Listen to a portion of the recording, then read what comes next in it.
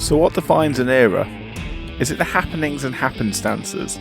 Wars, invention, rival leagues born out of spite, mergers, strikes and holdouts, expansion, relocation, salary caps?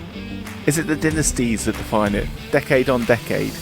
Packers and Steelers, Niners and Cowboys, Patriots and Chiefs, rising, fading, setting new standards and being left behind by the next generation? Or is it how the game is played? Ground and pound grit, the precision of the West Coast, the bombs away air raid, chess-like situational play, or the numbers game of modern analytics? Superstars are easy beacons. Johnny Unitas' golden arm, Walter Payton's sweet stutter, Joe Montana's ice cool, Peyton Manning a general on the field. How can today's stars stack up to your heroes of old, who made you fall in love with the sport, who first made you dream? So what era are we in now? The streaming era? The global era? The social justice era? Just another Taylor Swift era? Is it the era of player protection, for better or worse? Or of quarterbacks who can do it all? Do we get to choose? Or is it a label only posterity places upon our time when it's all said and done? Because eras come and go. But legacy lasts forever. Brady's 7 rings will never not glitter. Jerry Rice's yards cannot be unmade. Lombardi's trophy will always be held high. And John Madden's name, his voice, and his love for this sport, well, that will echo through generations. I only had 3 rules: be on time, pay attention, play like hell when I tell you to. And that's really all you need. Because eras pass, but legends, they never die. This is the Sporting Almanac Podcast.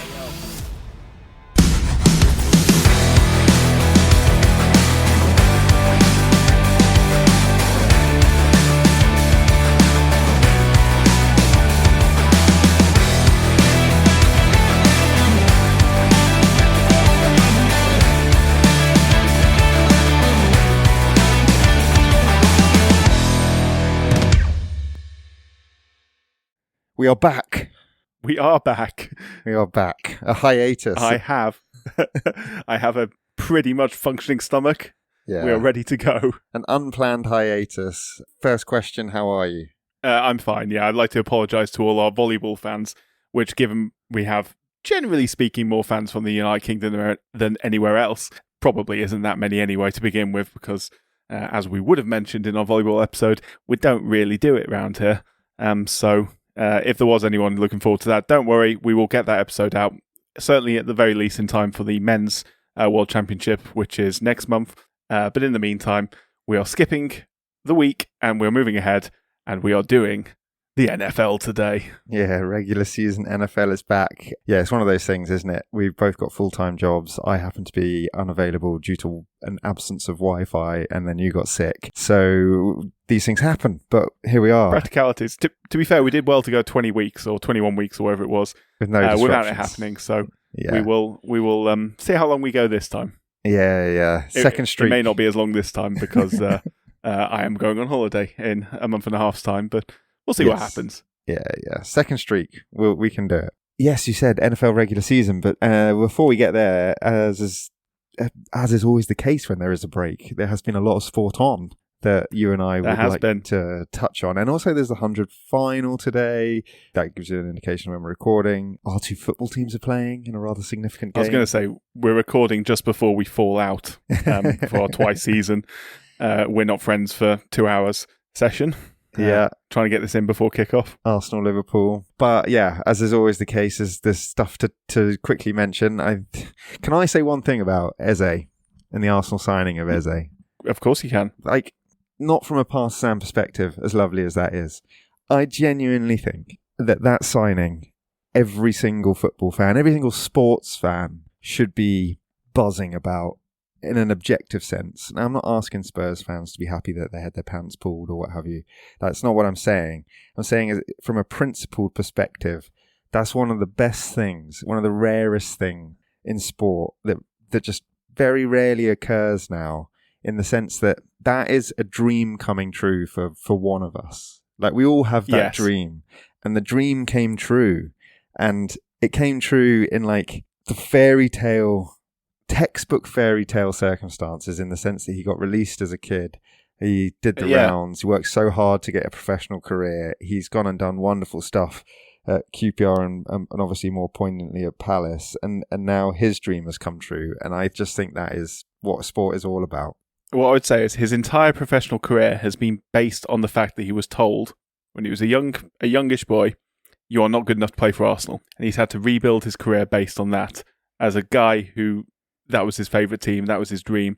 That was his dream since he first knew what football was, to be told you are not good enough to play for Arsenal. And he was like, sod that. If this is going to take me 10, 15 years, however long it's going to take me, I will prove you wrong. Yeah. And he did. Yeah. And that's sport, and that's wonderful. And there's it's a lovely aspect to it, isn't it, about sort of making the team or the company or however you want to phrase it, the leadership, just eat their humble pie. And Arsenal had the humility to go back and say, we were wrong. We want you to come home. And I just think that's awesome. That's what I was going to say. That's all I wanted to say. I think it's very pure. It's why me and you love sport. We say that on most of the episodes. And so I just thought it was worth a mention before we dive into the other version of football. The other version of football. And by that, you mean the atrocious decision in the Fulham-Chelsea game yesterday. VAR, yes. Okay, I think we need to limit ourselves very, very strongly on how long we talk about VAR at the start of these, because this could be every single week. Yeah. But, having said that, do you want to hear a conspiracy theory, Ben? Yes, I do. Because I actually am now in the territory of believing it. Oh, it's my conspiracy theory, this. I've just come up with this myself, but feel free to spread it far and wide. I think that the PGMOL and the powers that be are fed up with VAR. I think they understand it was a bad decision. They can't backtrack because they look like idiots. So what they're trying to do is they're trying to make every single member of the public fall out of love with it so hard that they look like heroes when they finally say, you know what, guys?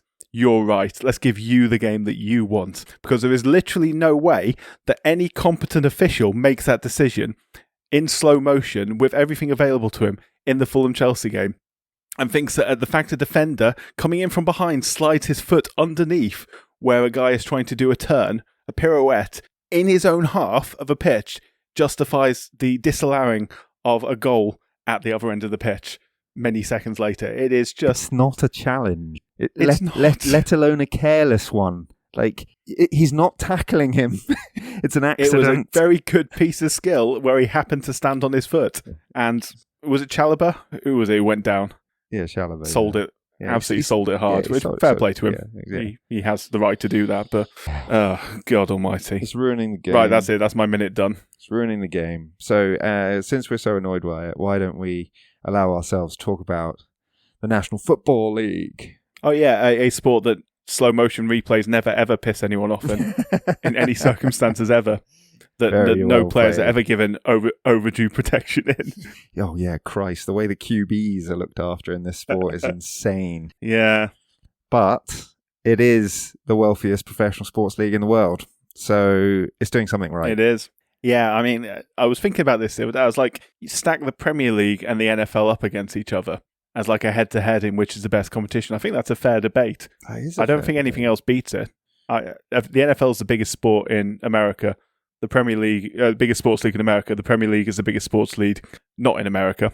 I think that's the debate. Those are the two best sports leagues. That's such an interesting debate because the NFL has also got the highest average attendance of any professional sports league in the world as well. So yeah, that sort of serves to very hard to get tickets for. Justify the debate you're advocating for, because I think it averages 67,500, give or take. Yeah, and the stadiums are state of the art. There's obviously only 32 teams.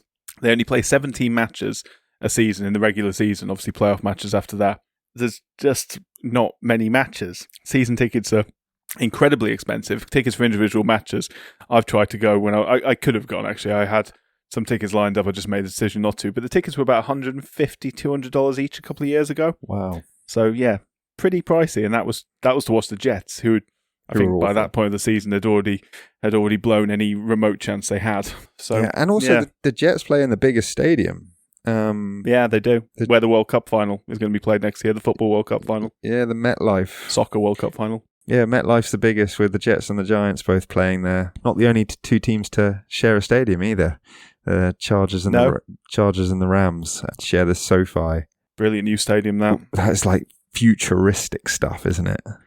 Some of the stadiums are, and the difference between the arenas they play in now and the arenas they played in the sort of dawn of the modern game in the 60s and 70s is incredible. We're talking like universities first in these big university domes that they used to play in, like the Rose Bowl and stadiums like that, which, while they're huge and they can fit a lot of people in, very dated, very much not like modern stadiums. Now you've got stadiums with retractable roofs. You've obviously got the artificial grass. Obviously, the heating and everything that you need to try and keep matches going in January in Minnesota and Lambeau. And Lambeau. Well, Lambeau is probably one of the more dated stadiums, relatively speaking. But even so, I mean, it's huge. The amount of money in it is incredible. And well, let's put it this way: like, if we're talking about the stadiums and the attendances and how popular it is, the Bears play in the smallest stadium, the Soldier Field, 61,500 there. That would put it like fourth biggest in the Prem or something like that.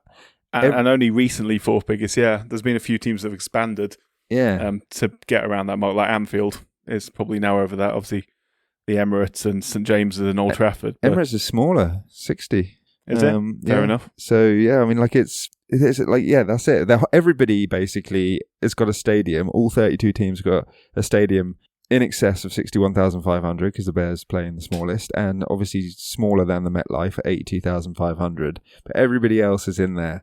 Between most in the 70s, high 60s, 70s. But I think the Cowboys and the Packers at AT&T and Lambeau Field, respectively, are the others that are over 80,000. But like, it's very popular. The stadia is insane. Well, I say it's very popular. It is the most popular sport. Yeah. Yeah, absolutely. I've actually just had a comparison. Yeah, Soldier Field versus Anfield. And I do apologise to all Chicago Bears fans because Soldier Field is actually bigger by 224 seats, even after all the work done on Anfield. So it's crazy, there you go. Isn't it? It's crazy. And that translates into the value of these teams. Again, like, if you want to do that comparison with the Prem, like, these are the most valuable teams in the world. The average NFL team is worth $7.13 billion. That's billion with a B. And collectively, the league is worth £228 billion. And you'll know who the most valuable team is, I suspect. Do you want to have a guess? The Dallas Cowboys, of course. Yeah. 12.8 bill they're worth. Is that dollars, I assume? Dollars, yeah. Sorry, yes. Not pounds. If I said pounds, forgive me, but dollars. No, there's not too far between them nowadays anyway. But so, regardless, a lot of money. Oh, crazy. Yeah, America's team. Yeah, like the richest sports team in the world. Yeah, they are. Yeah. Yeah, they haven't won anything since the 90s. No, they have not. But that is the beauty of the NFL. Like, nobody dominates this game. No, it's set up that way. It's something similar to what we said in our Premier League episode. Obviously, Premier League is that you get bigger discrepancies, and the discrepancies keep sort of catching up and then rising and then blah blah. But a well-run team, because everyone's rich, it sort of levels the playing field. So if you're well run, the difference becomes how well run you are and the desire of players to come to you, more so than it is just based on I have more money than you, so therefore I'm better than you. How good you are. The NFL is the ultimate example of it. Well, the NFL is the ultimate example of it because everyone is limited by how much they can spend, their salary caps. There's no transfer fees. It is just trades.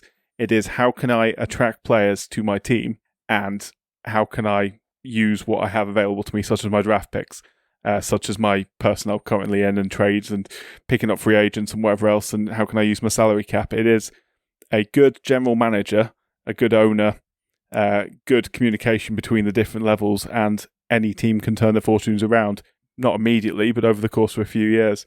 Yeah. And equally, teams that persist with bad owners and therefore bad attitudes and bad personnel in positions just won't find themselves getting better. Do you know, like, CC the Jets? Yeah, that is the downside. So, I mean, I did a little bit digging about the money because, you know, I love to go down those rabbit holes. So I can explain how the revenue works. But, well, I say I can explain how the revenue works. I'm not an accountant for an NFL franchise. I can give you an insight into how it works. But the upside is, as you've already pointed out, and I think this is really interesting context, the upside is, and it's a major upside, no one dominates the league through excessive earnings, basically, as you quite rightly have already pointed out, not in the same way, as you see in football. And that's the thing that me and you whinge about a lot.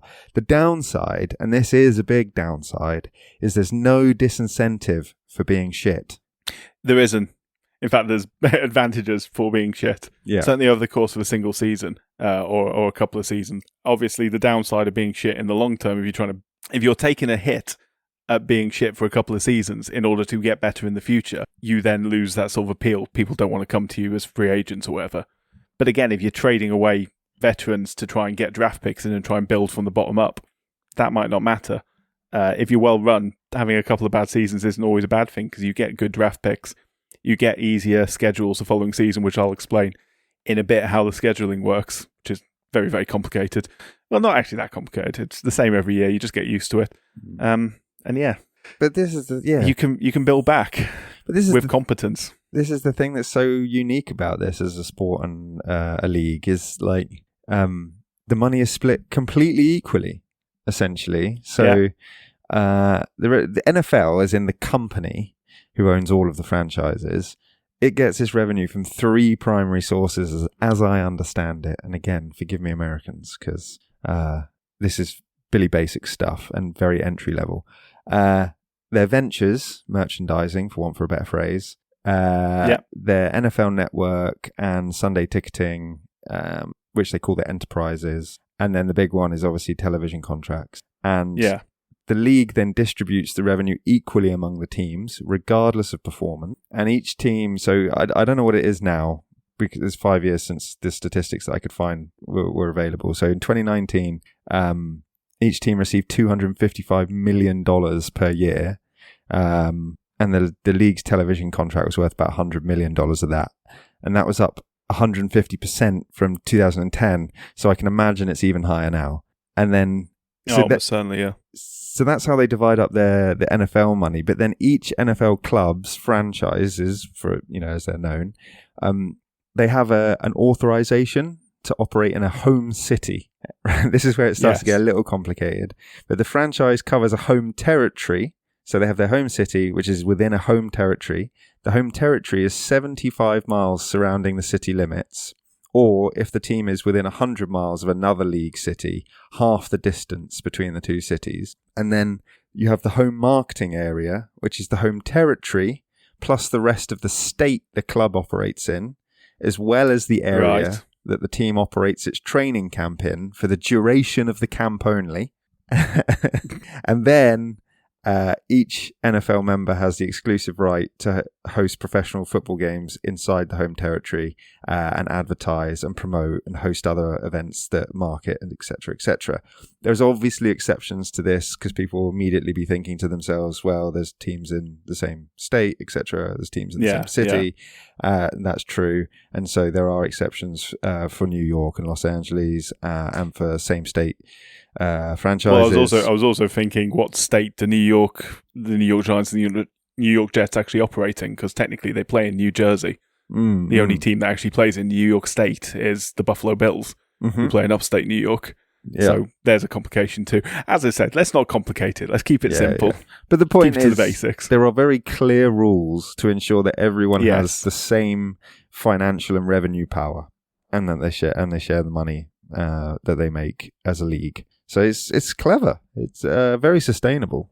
Yeah, it is very sustainable within obviously a very tight market. But what it results in is you have 32 professional football teams in the United States of America, and other than occasional upstart leagues like the XFL and the whatever the other ones are that have been going on recently, which might play in the spring and might be sort of an option for players who don't quite make it to the league. The next level of professional, there is basically no other high level professional football in the United States. There's only college football and then the NFL. So it results in, although the squads are big and there's 55 people who make a roster at the start of any year, and there's obviously more held on the practice squads and new people coming in every year and replacing them, there's only 32 franchises. So the levels, when you come from hundreds of Division 1 colleges and even more Division 2 colleges, and like all these incredibly talented players who've been playing to a very high standard, essentially a professional standard, even though they're not getting paid at college, and will go into college football at some point in the future, which I'm looking forward to because it is interesting. Such a wealth of talent into such a small pot. It is the most elite sporting league in the world in terms of the talent available to it and the levels you have to get to the top. Like people who are taking the piss out of Louis Rees-Zammit for not achieving in not making it in American football. Fair play to him for giving it a go, and fair play to him for sticking with it for 2 years. To come out of a completely different sport and not have the core skills available to you, it's nigh on impossible. The pool of players available to them at that elite level is incredible, and it means that when you end up NFL level, it's as the levels. It's as if huge. Only Premier League football existed in England, and everybody else that was playing was basically vying for a position in a draft for those 20 teams in the Premier League to pick from. Yeah, but they all come through a really high-level amateur system underneath it. Yeah. So like up to the age of 22, everyone has the opportunity to play really high-level football, association football in this case, and then you then get stratified down to just 20 Premier League clubs at that point. And imagine the levels, and then coupled with that, no other country in the world plays your sport. Yes. Really, realistically. Canada, to a certain extent, they play Canadian football, which is very similar. Obviously, the core skills are the same. The rules are slightly different. But 95% of the pool of players comes from your own domestic pool. Basically. Yeah. And it's so like nothing else on the planet. And you have farm leagues in baseball, you have farm leagues in basketball and hockey. So like lower divisions that you develop your players through, development leagues, or leagues where if you can make a professional living out of it, even if you're not quite at the top level. We'll go into that when we talk about baseball. Baseball's the best example of it. You just don't have that in American football. It is everything or nothing. And this is why people put their bodies on the line to get to the NFL, and often come out the other side of it bruised and battered and beaten and broken, and all for the love of the game. It's why their average career lengths are so damn short. Incredible, like 3 years, is it average? Something like that. 3.3 years is the average length of an NFL player's career, and it will still be very lucrative for them. Minimum salary is like $600,000 a year, I think. So I wouldn't say no. You wouldn't say that's no. If you get on a roster, of course, not practice squad necessarily. And obviously, there's variations within roles and positions. Like kickers have the longest careers for obvious reason. But it puts into perspective. It's actually more than that. The minimum now, it's $840,000 for a rookie, and then up to around $1 million for players with more experience as a minimum. That's crazy. But So look, you're going to be wanting one of those contracts if you can get one. But it puts into perspective like the longevity of some of the great players and some of the great quarterbacks and things like that. Like this is a highly, highly elite and competitive league to play in. In fact, perhaps the most, I would say, on the planet. Yeah. It's like you think about you're a high school quarterback and you're pretty good. You fancy yourself. The challenge you have to get. How many high schools are there across the country, all of whom have a varsity quarterback? Thousands and thousands and thousands. How many Division 1 colleges are there who have a starting quarterback position? Hundreds. How many NFL teams are there that have a starting position? And bear in mind, an NFL career, a quarterback can be 20 years. So it's not just like that one college class.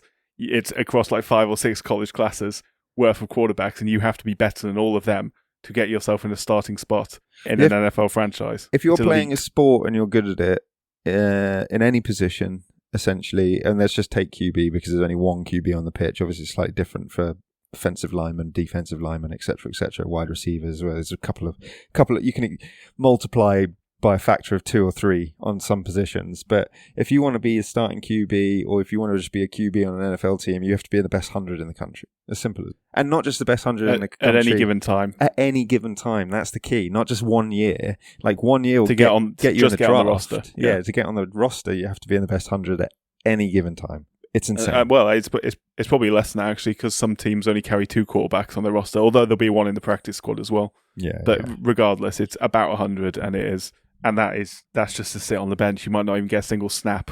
You might get a game or two in pre-season, and that's it. I'd have a look at it. I'd have a look at it for the salary, though. I'm not going to lie. Don't get me wrong. I think backup quarterback is famously the gig to get. Well, why don't you? Yeah, sorry. Go on. Actually, go on. No, go. You ask. I was just gonna say, like, why don't you give us an overview of, broadly speaking, the players' positions, numbers on the roster, and then set out a little bit about like the game itself and what the objective is, because we've just gone flying into this. You know more about this sport than I do. I really enjoy it, but there'll be plenty of people who are generous enough to listen to our podcast who might not know NFL. Yeah, I'll break it down. I mean, obviously, in terms of how to play the game, first of all, everything in American football is about yards. It is about gaining yards, and in any given situation, you start off with the ball, and you have 4 attempts to gain 10 yards in any given time. Obviously, the ultimate objective is to score. You score a touchdown by carrying or catching the ball in the end zone or over the line into the end zone, or you score a field goal by kicking the ball from open play through the uprights. The couple of other ways to score, but don't worry about them so much for now. So the ultimate thing is to advance the ball. So you can advance it by passing, or you can advance it by running. Your running tends to be done by your running backs, either small, nimble men who are quicker than everyone who can get through gaps, or you bigger, larger men who are more likely to pound it up the middle and get you a few short yards in difficult situations, or indeed your quarterbacks who can advance the ball by running as well, and many modern quarterbacks do. CC, Lamar Jackson, etc. When it comes to passing, have I got this right? Like, you obviously can pass forward behind the line of scrimmage, but once you're in advanced position beyond the line of scrimmage, you can only pass the ball backward. Yeah, so it becomes like rugby. Once you're over the line of scrimmage, it's called a lateral. Right. So you can essentially do a rugby pass, but you tend to only do that in either pre-planned situations, and rarely, so that would be a trick play, it would be considered, or in desperate situations like no time on the clock, you need to keep the ball live or the game's over. So you'll keep lateraling into each other, and sometimes it works. And that's because possession it's crazy when it does. Is 9/10 of the law in NFL. Yeah, exactly. So if you fail to get those 10 yards, what you tend to do is kick the ball away. If you're close enough to take a field goal, you'll take a field goal. If you're far away, you punt it, because you want to pin the opposition back as far as possible to give them as few chances as possible to score, and yourself more chance to get the ball off them. As a defense, you can take the ball off them by forcing fumbles or gaining interceptions. So if the QB tries to pass and you catch it, that's an interception. Or if you make someone drop the ball and then you recover it on the floor. So the ultimate aim is advance the ball far enough that you have a shot to try and get the ball into the end zone, and either throw it into the end zone or run it into the end zone. And the last 20 yards before the end zone is known as the red zone. And often the best and worst teams you would compare them by how good their red zone conversion percentage is.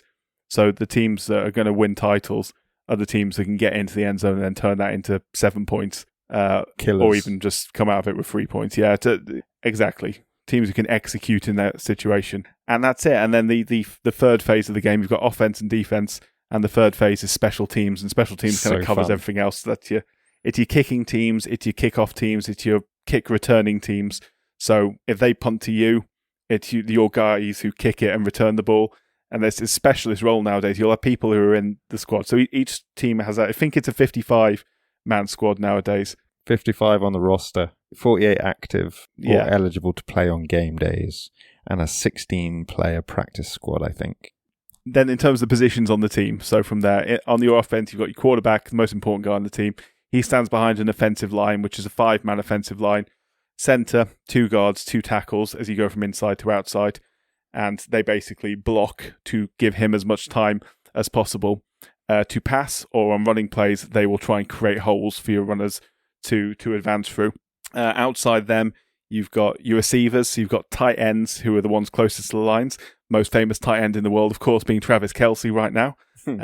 Famous for getting down on one knee currently. And congratulations to him and his bride-to-be.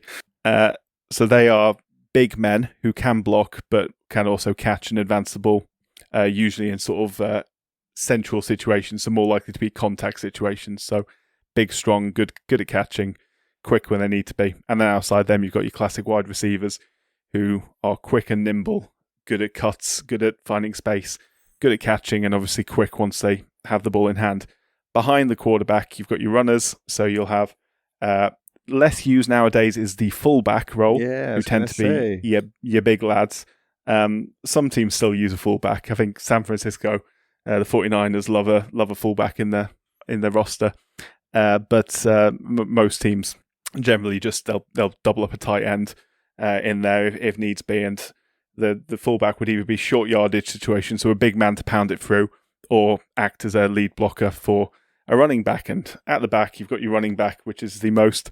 So the position that's changed most, the position that's changed most in terms of value in the NFL roster is the running back, because they used to be biggest paid players on the team other than the quarterback.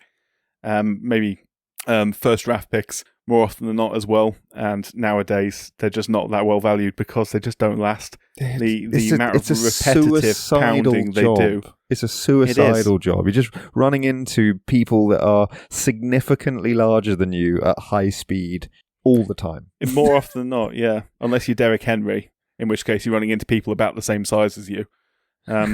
Yes. Yeah. Well, that's the reason why he's Derrick so Henry damn is good. a monster of a running back, yes.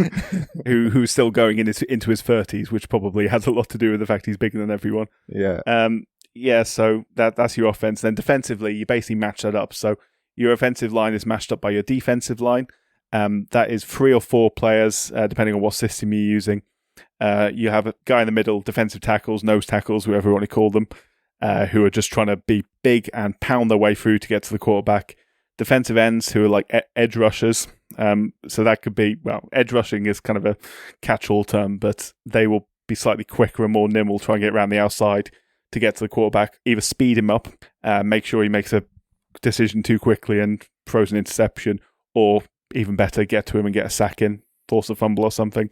Behind them, linebackers, who middle linebacker tends to be your general, I guess you call it, probably the equivalent of a quarterback, traditionally speaking, in the defensive setup. They tend to be kind of a bit like we were talking about number 8 in rugby, sort of a jack of all trades, big, but also quick, but also good hands, but also able to advance through the line to make sacks, but also able to make interceptions. They see the whole field around them. They're right in the heart of it. Outside them, you've got outside linebackers who are, again, they can be edge rushers. They can try and get around the outside to make sacks, or they can be more like a linebacker, halfway house between a lineman and a defensive back. And then you've got your defensive backs. Your defensive backs on the outside are your cornerbacks, and in the middle are your safeties, and they defend the backfield. So any passers, they're looking to make interceptions, make tackles once catches are caught, or block or swat down any passers. And there's your offense and defense. The reason and I started special chuckling, teams, kickers, punters, blah blah. The reason I started There's chuckling, loads. mate, is because that's really impressive, and I also don't expect anyone to actually remember that. I don't even. I was going to say, why did I bother with that? First time of listening. No, because it does make sense if anybody decides to tune into the NFL this weekend and watch it, and they hear things being said. If they haven't listened to or watched NFL before, then I'm sure that degree of jargon busting on the positions will certainly help. But it is a sport that's full of jargon, isn't it? And there are a lot of positions. It is. There's one more position I would like to doff a cap to. That is a man who is called the long snapper in the team, which is my favourite position. So to start every play, the ball gets snapped. So that is the centre in the offensive line will snap the ball between his legs to the quarterback, and the quarterback will then decide what to do with it. In special team situations, sometimes you want the snap to go further, obviously to give your kicker a bit of distance to make a kick, or your punter a bit of distance to make a punt without them getting charged down by the opposition and that kick or punt getting blocked. So you employ long snappers, who are basically big men who have expertise in snapping the ball between their legs a long way. And they get paid a surprising amount of money for doing that. Because if you get that wrong, that situation you're trying to get yourself out of, that punt, that kick, whatever it might be, you've gets even lost harder. You've lost loads of ground. Yes. Yeah. So Accuracy you need is that key. Long snappers need to be consistent, and you can make a career out of it. You can make a very good career.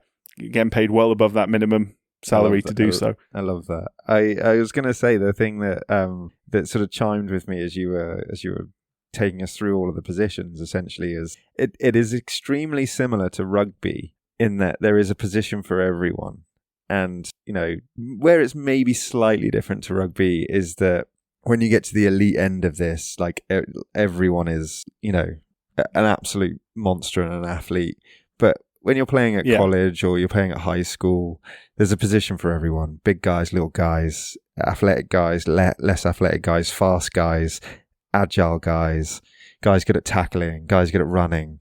Guys are good at throwing the ball between their legs, Yeah. Kicking, as you've already said, even if you're kickers. Love a kicker. Yeah, especially because you sometimes see guys and this has been seen in the NFL, guys coming on kicking with wearing their glasses and stuff. Yeah. Anyone can play, and that is the beauty of American football. It is an accessible sport in that sense, which is probably why it's so popular. If anyone's by a computer, just Google Rodrigo Blankenship, who was a place kicker. He hasn't been in the NFL for a couple of years now. But yes, Google him and look at him, and that is a professional athlete. He looks far more like he's going to turn up and fix an IT fault than anything else. But he was one of my favourite NFL players for a number of years because of that. And fair play to him. That's what an elite athlete looks like. Hate to say it, fellas, but that's it. It's quality. If you've got an attribute, there is a way of honing it when it comes to American football. But it's a dog-eat-dog business still. As I say, he was in the NFL, had a couple of bad seasons, and that's it. See ya. Game over. Because there is someone else who can kick goals or whatever. I mean, you've done an absolutely superlative job of setting out how the team is structured and all the positions that are there. So I guess the next challenge for you, if I may pose another, is to explain how the regular season is scheduled, for a better phrase. Yes. So this is, again, it's... Keep it simple. So the good thing about this... I'll try and keep it simple.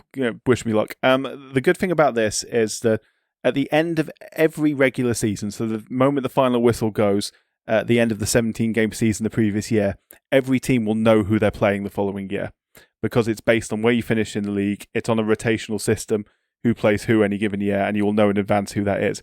You won't know until the schedule comes out when you'll be playing them and whether you'll be playing home and away. But at the end of any given season, you'll know who they're playing. So just to run through quickly, every team in the NFL, it is fun. It's cool. And it's quite well balanced as well. So if you come fourth in your division, you'll be playing many more teams who came fourth in their division the following year.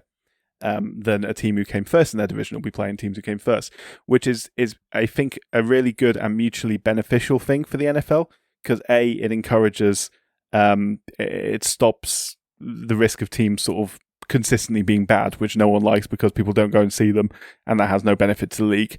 Gives them a chance to have a better season the following year than they had the year before, and it also means you're basically guaranteed. For example, Chiefs always play the Bills because they always win their division. Which means every year you get a Chiefs v Bills game, which games. Obviously everyone turns up and switches onto because everyone wants to see Mahomes versus Allen year on year and year. I mean, it happens in the playoffs anyway, almost every year, but of course, getting in the regular season too, bonus. So 17 matches each. All competitive at both ends of that spectrum, though, right? Because fourth versus fourth will be competitive in the same way that first versus first will be competitive. That's a big draw, I imagine. You don't get many walkovers. I mean, it's designed in a way that even fourth versus first will at least be competitive. There's always a hope there. Yeah. It's very rare that you get. It is very rare you get a season where teams go 0-16 or 0-17. It's not that it doesn't happen, but it's rare that it does. Yeah. And equally, there's only been 2 regular seasons in the Super Bowl era where teams have gone unbeaten in the regular season, which is the Miami Dolphins in the 70s, 72, I think, and then the New England Patriots, who went 16-0, but then unfortunately lost to my hero, my favourite quarterback of all time, Eli Manning, in the playoff final. I'm a New York Jets fan, and Eli Manning's my hero, go figure. So, 17 games, everyone plays. So there's 32 teams split into 2 conferences of 16 teams called the NFC and the AFC. Each conference has 4 divisions, 4 teams. So 4 divisions of 4 teams in each conference, 2 conferences, 32 teams. The divisions are theoretically regional. So there's like north, south, east, and west. But the conferences aren't. The conferences are historical. So it's not like in basketball where you have an Eastern or Western conference. It's completely mixed up. Like the Giants are in the NFC, the Jets are in the AFC, even though they share the same stadium. There's no geographical element to that, but there is a north, south, east, and west division. However, it puts a sort of mockery on these being geographical when you've got the Dallas Cowboys playing in the NFC East and then the Kansas City Chiefs playing in the AFC West when Kansas City is further east than Dallas is, for example. So some of that is historical too. So just one of the don't think too much about it. One of the other things to probably note in that is most of the clubs, probably about 2/3 of the league, are based in the east of the United States, and there is a even denser population in the northeast if you were to quadrant it. So it's not that easy to set up the divisions in a way that makes geographical sense. It isn't, yeah. And it's also, that's very historical, because the league came out of the northeast, Ohio and Pennsylvania, and spread outwards from there. So just to show you how the fixtures work, I'm going to take a single team to use as an example, and it will come as no shock to anyone who knows me that team I'll be using will be the New York Jets. So the New York Jets are in the AFC East. They're in the AFC East with the New England Patriots, the Buffalo Bills, and the Miami Dolphins. So the first thing is very simple. They will play 6 games against those 3 teams in their division. They'll play home and away against all 3 of those teams. Yeah. So the Jets will be playing home and away against the Buffalo Bills, New England Patriots, and the Miami Dolphins. That's 6 games. Then each division in the conference is paired up with another division in that same conference, which are called the intra-conference games. So every season they basically pair 2 up against each other and 2 others up against each other. So this season, the AFC East will be playing the AFC North, and the AFC South will be playing the AFC West. So this means the Jets will play 2 games at home and 2 games away against the 4 teams in the AFC North. Those 4 teams are Cincinnati Bengals, the Cleveland Browns, the Pittsburgh Steelers, and the Baltimore Ravens. In this case, Pittsburgh and Cleveland are home, and Cincinnati and Baltimore away. So 4 more games, that's 10 in total. Right. So next, each division is So next, each division is paired with another division from the other conference of 40 on a rotational system. So you'll play one year, one the next, blah, blah, blah. So this means that you will play every team in the NFL at least once every 4 years. That's what this means. So excluding this the playoffs, season, just regular season. Well, yes, you'd have to get the Super Bowl to play a team in the other conference. Sure, but it's still in the possible. Playoffs. But anyway, yes. So this season, the AFC East is paired with the NFC South. So this means the Jets will play 2 games at home and 2 games away against the 4 teams from the NFC South, which are the Atlanta Falcons, the New Orleans Saints, the Carolina Panthers, and the Tampa Bay Buccaneers. Carolina and Atlanta at home, and Tampa Bay and New Orleans away in this case. 14 games, that is. So 3 more to go. So next up, the Jets play 2 games against the 2 other teams in their conference that finished in the same position that they finished in last year, excluding the intra-conference team they're already playing. So you will play all the teams that finish in the same position as you, but one of them is already in the intra-conference game, so we can ignore them for now. You don't play an extra game against them. Yeah. So easy, still following. So the teams that came third in their division, so the Jets came third in their division last season, which isn't bad by the Jets standard. And the other 2 teams in their conference in the AFC that came third, who they're not already playing, are the Jacksonville Jaguars and the Denver Broncos. They play 1 at home and 1 away. They're playing the Jaguars away, and they're playing the Broncos in London, which is technically a home game. Yeah. Which unfortunately I'm in America for, so I can't go and see, which is frustrating. That'll teach me. So that's 16 games. And now, for some reason, I stopped making my notes there. So I don't actually know who the Jets' 17th game is. But the 17th game is played against a team in the other conference who finished in the same position as you on a rotational basis. 4 year, yeah. Yes. So, and not one of the teams that you're playing the interconference games against, but one of the other 3 teams that finished in the same position as you. So it'll be one team that came third in either the NFC North, the NFC East, or the NFC West. Right. So whoever came third there, the Jets will be playing against. So someone can fill in the gap and tell me what the Jets' 17th game is, because for some reason I stopped writing it down there. The most complicated way of getting to 17-game regular season ever. But it is consistent. It is consistent. And it is the same every year. It's a formula. It works. The thing that does make it really interesting, though, as you say, is that whilst obviously you can predict it on a case-by-case basis, year-by-year basis, it does also mean that all of the seasons throw up a unique set of circumstances, which will ultimately influence quite heavily the makeup of the playoff, which is also just found out who the Jets' randomness. 17th game is against, which is really bad.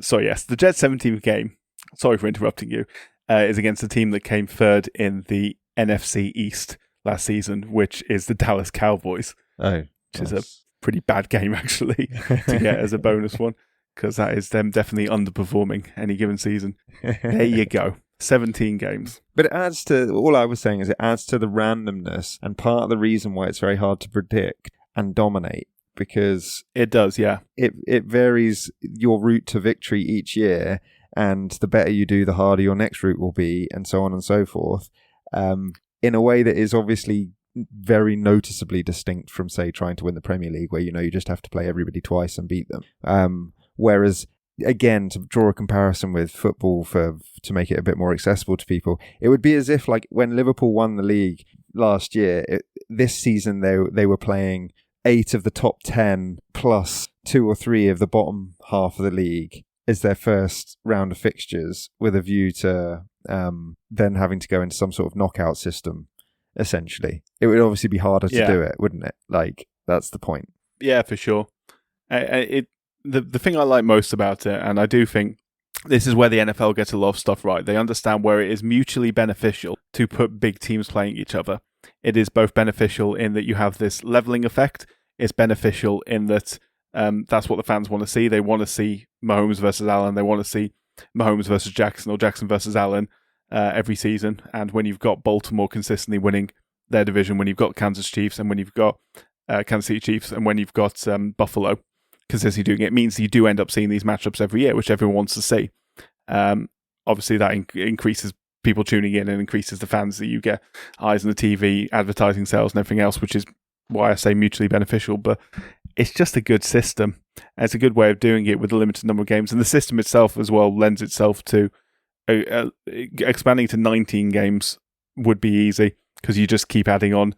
The Jets will be playing the third team in the other conferences, so the other divisions in the NFC, until you get to 19, and then you'll have to get a bit creative after that. But so if they want to expand the number of games in future, they can, and they have. Obviously, that 17th game that I just described was a recent addition. I think about 2020. Yeah, they added down. It was 16 games up till then. That's why when you were describing who had gone 16-0, you were talking about the Patriots. That's because they only had 16 regular season games. The other thing that I thought was really fun, just on the season, is that most NFL games played on a Sunday. There's obviously Monday night football, and occasionally there are Thursday night games. But there are never Friday and Saturday games until late in the regular season, because federal law prohibits professional football league games competing with college and high school football. Yes. Which is really cool. Like, I like that a lot. It is. It's the 3:00 kickoff rule. It's the same idea as that. Is they don't want people sitting at home watching NFL on TV when they could be going out and paying money to go and watch their high school team and supporting their local team that way, or go and watch their college team and supporting their local team that way. Because it's not just the big colleges that make millions and millions of dollars a year. It's also the small colleges and the high schools that can charge $5, $10 for tickets or whatever. And they make a lot of revenue that way. Even more important in America, given what we were just saying about the spread of the franchise system and the scale and size of America, is that a lot of people watch the NFL, obviously, because it's so high level and so good that you might support an NFL franchise that you live absolutely nowhere near, but have a college team or a high school team that you could easily go and watch literally down the road, or even in the town that you live in or city that you live in. And so, there's a huge incentive to ensure that fan presence is retained at college and high school level.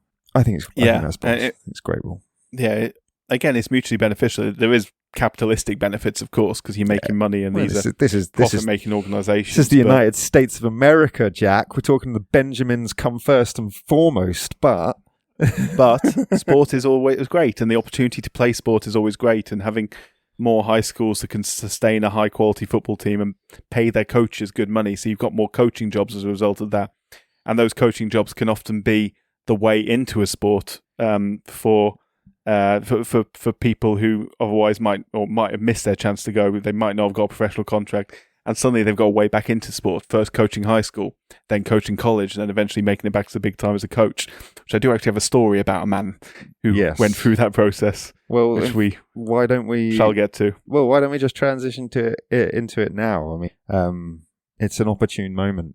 Yeah, it is. Yeah, so the only person I want to talk about today from the NFL, and I want to talk about him today because he's my favourite person from NFL history. He's a name that everyone who knows even the first thing about football will have heard of. Anyone who knows anything about PlayStation games and Xbox games will know something about him. Exactly.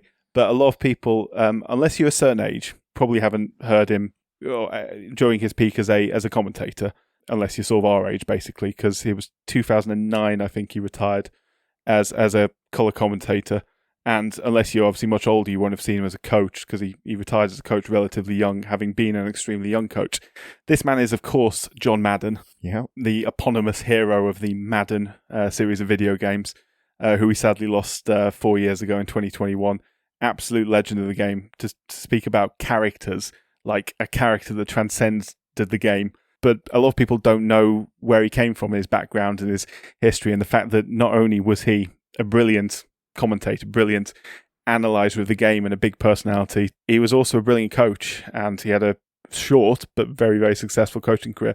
He remains one of the, and I hate this word, winningest coaches in NFL history. I think we used it to describe the All Blacks, to be fair, so it's only right that we use it in its proper context as well.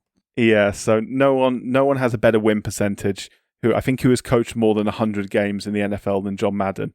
I think there's some who've coached a few less games, obviously, who have, but he was a brilliant coach, and I think he's just an interesting bloke with an interesting backstory. And I just want to tell a few of the stories and a little bit about him, because I've been reading a biography of him by Brian Burwell called Madden. It's available exclusively on Audible on audiobook. If you want to listen to it, I would recommend it. It is well read and very good.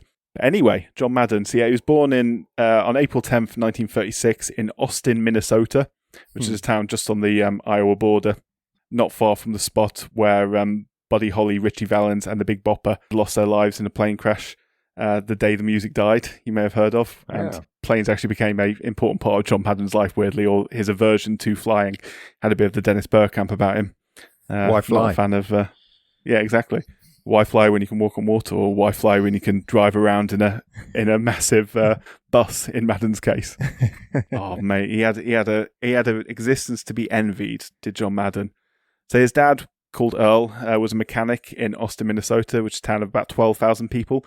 Most famous for Spam being made there. It's known as Spam Town, USA. Yummy. Everyone loves Spam. Mm-hmm. Bit of fried Spam in the morning. So in 1936, him and his wife Mary had their first son, a boy named John Earl Madden, later followed by two daughters. Post-Depression era America, work was still hard to come by, but there was areas of the country which were growing back much quicker, and one of those was California. So when John was a young boy, his family moved west, landing up in Daly City, which is a suburb of San Francisco, in the Bay Area of San Francisco.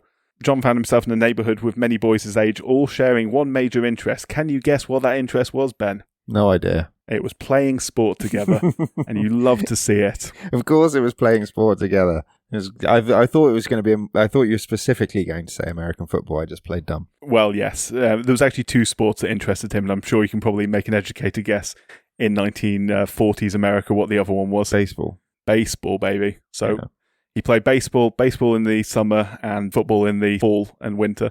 There was an abandoned lot just a few steps outside his house where they used to play pickup games together, which became known as Madden's Lot. And the day the city decided to build housing on there, John Madden described this as probably the most disappointing day of my life, which is kind of heartbreaking, really. Yeah, I mean, also, it would be. Right? Yeah, they found a new spot to play. Yeah, of course, but still. Nothing beats your first love when it comes to sport. Nothing matters. All you need is a ball and a bat, or a ball to throw around, or wherever else, and some mates, and that's it. That's all you need. So he was a genuinely good young athlete, as you can imagine, excelling as both a catcher in baseball and as a lineman on both sides of the ball in football. When he was 9 years old, a really fortuitous and life-shaping event happened to him. He met a lifelong friend. John Robinson had moved out west with his family and had settled 5 blocks away from the Maddens. They didn't meet right away, but they went to a baseball camp together where they both turned up wanting the catcher's job, starting a friendly rivalry which existed for years and ended up driving both of them to become Hall of Famers. John Madden as a pro football Hall of Famer and John Robinson as a college football Hall of Famer. He later became a coach as well. Which I think their friendship is a really, really cool story. They'd mock each other brutally. They'd wind each other up. Anytime anyone would make a mistake, they'd be digging into each other, but they make each other better by talking about sport constantly with each other, by analysing sport. But finding any of this familiar, Ben? I was just going to say, it sounds very familiar, except the professional coaching careers. Well, yeah, quite. We're just failures compared to them, but but no, we wouldn't be telling this story about anyone else, would we? It's all we? the hallmarks of the great friendships, all the ingredients. Exactly, that's all you need. So both boys decided that they were going to play for the Yankees in the summer in future, and then the 49ers in the fall. They played Little League Baseball together, as I say, and Earl Madden was the coach, which meant that John Madden ended up getting the catcher's job over John Robinson, which was a decision that they were still bickering over even 70 years later, believe it or not, which is something you love to see. So they both played at different high schools, but they were both great at playing football. So as I said, Madden was an offensive and defensive linesman. Robinson was an end, which is sort of akin to a tight end in the modern game, tight end, wide receiver, sort of hybrid. John Madden ended up working at a golf club when he was a teenager, caddying for people, and he understood from his time working there, everyone who went to that golf club cost a lot of money to go there. They all had good jobs. They all pretty important people. They'd all been to college, and that was something that he set his sight upon. So after he'd finished school, he wasn't the best student in the world, but he muddled by and got himself a sports scholarship to a couple of universities when he finished. He was actually, weirdly enough, he was offered a minor league contract as well by both the New York Yankees and the Boston Red Sox coming out of high school as a catcher, Jesus. But turned it down because the love of his life was football. He was a football man, first and foremost, so he decided to go to college and to try and make a career that way. So after he spent a year at a local college close to home, just sort of building up experience playing. Then he transferred to Oregon State University to play for the Oregon State Ducks, where his friend John Robinson was already playing there. There's a really, really cool story from his time there. So this is 1956. So this is a couple of years after Roger Bannister had first run a 4-minute mile. So become the first person to run a mile in under 4 minutes. Sir Roger, I do apologise. And obviously, lagging behind the times, the first man to run a sub 4-minute mile on American soil was a Australian man called Jim Bailey, who did so at Oregon State University. So Jim Bailey was a contemporary, of John Madden, and one night they were all hanging out and shooting shit and probably having a few drinks, and Madden and Robinson got into a debate with Jim Bailey about, yes, you are one of the fastest men in the world over a mile, but I bet my mate John can beat you in a 60-yard sprint. Talking about John Madden. So John Madden, big lineman, he was like, I bet I can beat you in a 60-yard sprint. So John Robinson, being the budding entrepreneur and also knowing how quick his friend was, started collecting bets off people, and they were like, there's no way this big guy is going to beat this, literal Olympic athlete over 60 yards. So John Robinson collecting bets. It got to the point where so many people had bet on Bailey over Madden that had Bailey won, it would have completely bankrupted the pair of them. But genuinely, John Madden won that sprint. 60-yard sprint, he was quicker than an Olympic standard athlete. So just to put in mind how good an athlete he was, but I really love that story. That is a good story. Yeah, he didn't last too long at Oregon because one thing John Madden was throughout his life was he was always more comfortable around working class people than he was around sort of middle and upper class people. And university life was obviously dominated by the latter and not the former. He didn't feel like he fit in. There was a couple of injuries as well, and he wasn't getting in the team at Oregon, which contributed to ended up transferring out. He went for a year to a university not too far away in Washington State, in Aberdeen, Washington, which, funnily enough, is more famous for Kurt Cobain being born there nowadays, and perhaps for John Madden briefly going to university there. But he ended up settling at Cal Poly University, where he finished his collegiate career, winning first-team all-conference honours as a lineman and also catching for their baseball team there. There was something else that happened at Cal Poly, or a couple of things that happened at Cal Poly and after he left Cal Poly that cemented that fear I mentioned earlier, his fear of flying. Firstly, he was on a plane on the way back from a road game where the hydraulic system failed and the landing gear wouldn't lower. So the plane had to circle while emergency vehicles gathered on the runway below. Obviously, everyone inside was pretty terrified. Fortunately, the crew managed to fix the problem and the plane landed without incident. No crash landing needed on this day. But obviously, it's not going to help build confidence in flight. Yeah, not going to inspire your desire to get in another plane. Yeah, but the second incident, unfortunately, it didn't involve Madden, fortunately, but unfortunately was far more tragic. A year or two after he left Cal Poly, they were returning from a road game at Bowling Green, Ohio. The Cal Poly plane attempted to take off in zero visibility from Toledo, Ohio. When its left engine partially lost power, the plane crashed on the runway and caught fire, killing 22 of the 48 passengers, including 16 Cal Poly players, many of whom were former teammates of John Madden. And John Madden was working nearby at the time, so still very closely associated with the college. So that obviously had a huge impact on him. Yeah, understandable. Yeah, that'll do it. In the meantime, he had been drafted into the NFL in the 21st round of the 1958 draft, I think it was. Forgive me if I got that year slightly wrong. He got drafted by the Philadelphia Eagles. Even though he was drafted 21st, he was doing great in camps. He was performing quite well. There was a chance of him getting on the roster, certainly in a backup role, if not in a starting role at that point. But unfortunately, during one mid-morning scrimmage, he had several players land on top of him after a drill, and his knee went. Torn ligaments, damaged cartilage. Not the modern age of keyhole surgery as it is now. His year was done, his future was uncertain, and he spent most of the next year on the injured reserve list, milling around on crutches, just trying to sort of get by and stay out of people's way and try and make himself useful as best he can while rehabbing. The knee injury was a killer until at least the early 2000s, really, wasn't it? Like, yeah, medicine really was. Never really figured out the knee joint until for relatively recently. So, your classic is your ACL, but any kind of serious knee injury could have been a career ender or a limitator, at least. That's not even a word. Yeah, I mean, it's very, you know what I mean. It's very rare nowadays that you end up with players retiring due to knee injuries, unless they're persistent, unless they happen sort of late in their career, and that is obviously due to the advances in surgery and whatever else. But yeah, as you say, it wasn't so long ago that this wasn't the case. So, with time to kill during his rehab, he found himself finding ways to spend his time, and one of those was sitting at the back of the room while the team's starting quarterback and future Hall of Famer Norm Van Brocklin studied game film.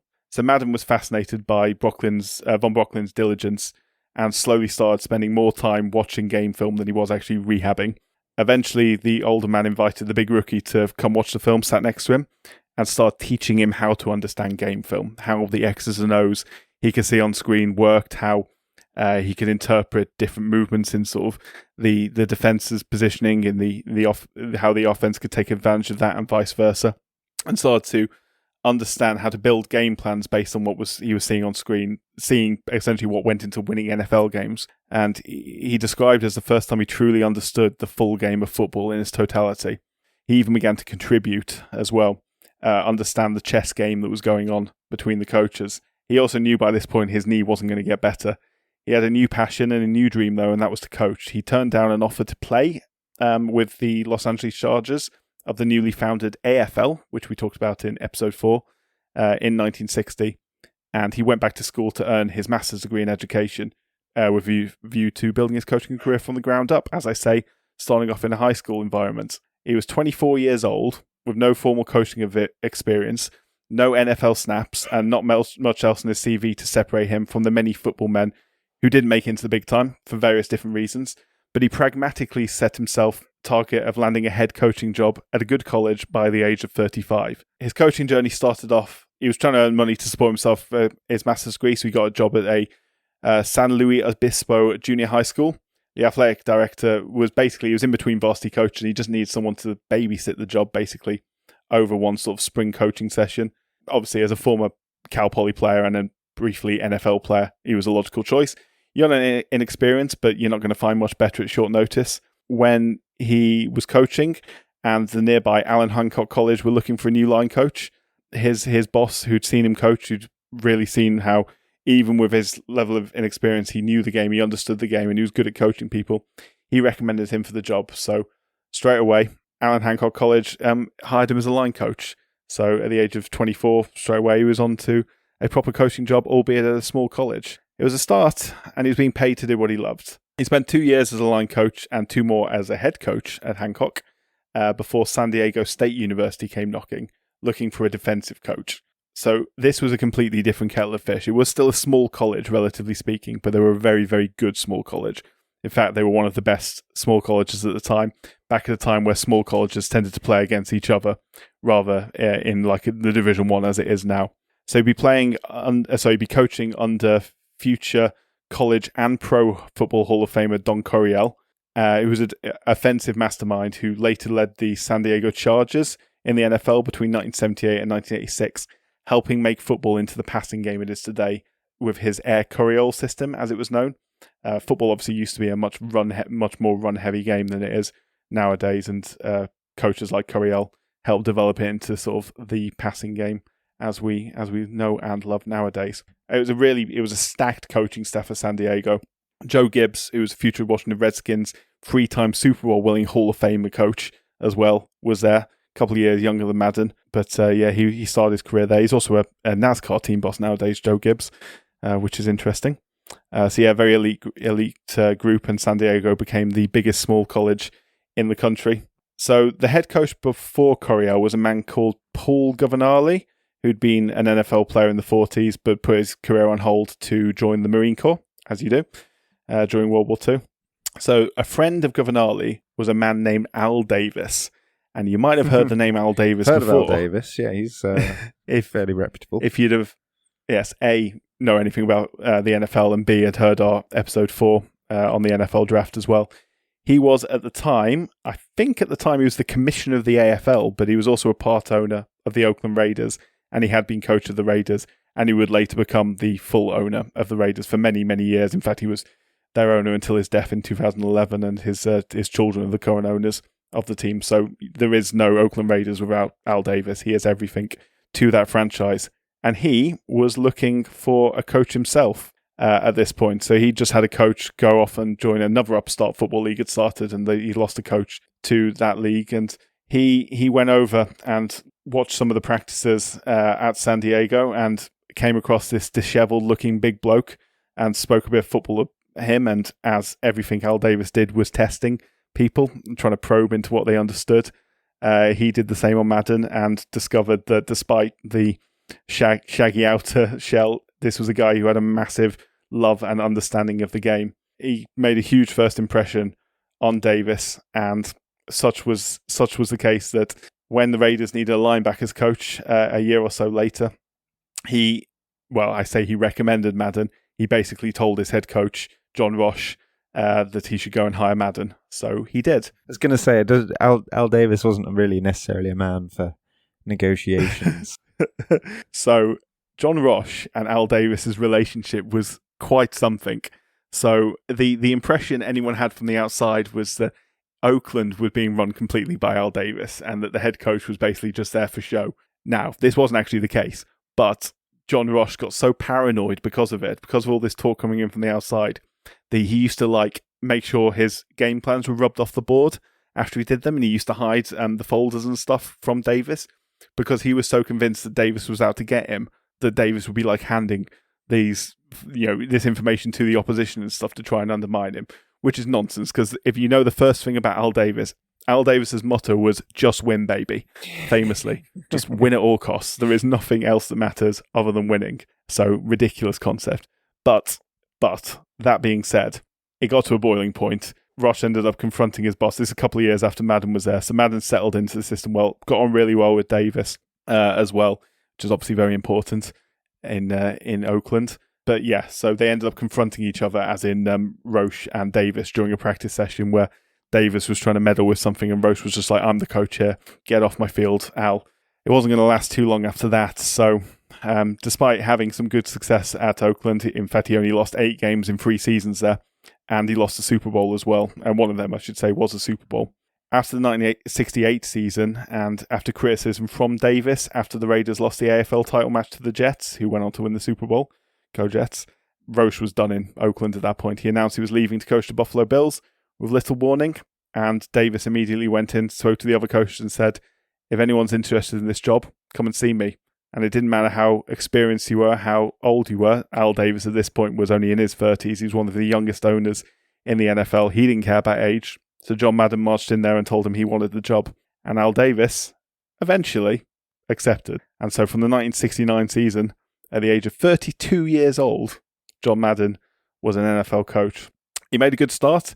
He beat the 49ers in his first game, which was a preseason game. This was the final year of the AFL, NFL being separate leagues, so there was no interleague play. So the only way you'd beat the 49ers, who obviously Oakland is basically a suburb of San Francisco, so basically local rivals, was in a preseason game. So he got off to a good start there. It was a pretty wild spirit going on at the Raiders.